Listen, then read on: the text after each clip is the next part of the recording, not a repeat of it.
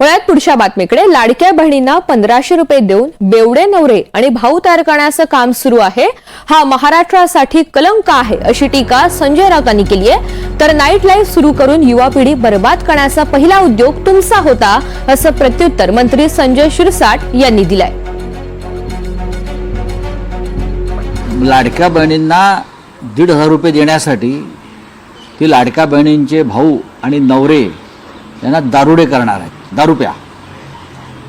1500 रुपयासाठी संपूर्ण महाराष्ट्रात दारुडा करण्याचं त्यांचं जर योजना असेल तर ती अत्यंत गंभीर आहे. दारूचं दुकानं वाढवणार, त्यानंतर मी ऐकलं की ड्राय डे कमी करणार, जे काही दिवस हॉटेलमधून रेस्टॉरंटमधून दारू विक्रीवरती बंदी असते तर ती बंदी कमी करतायत. त्यानंतर शॉप्स आणि मॉलमधून सुद्धा दारू विक्री करण्यासंदर्भात काही प्रपोजल आलेला आहे किंवा घरपोच दारू काही राज्यात आहे. त्या संदर्भात एक काही करून लाडक्या बहिणींना 1500 देण्यासाठी घराघरात दारू पोचवा असं एक नवीन व्हिजन यांचं दिसतं आहे.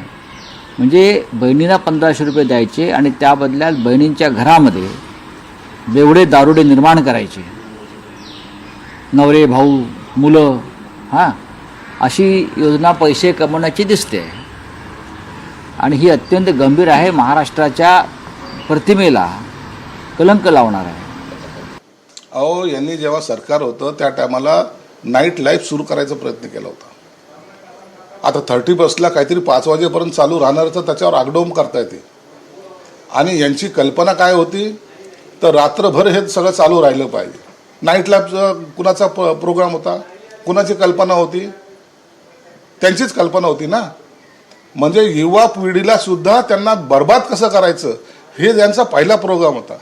म्हणून आता यांनी टीका करणं सोडून द्यावं.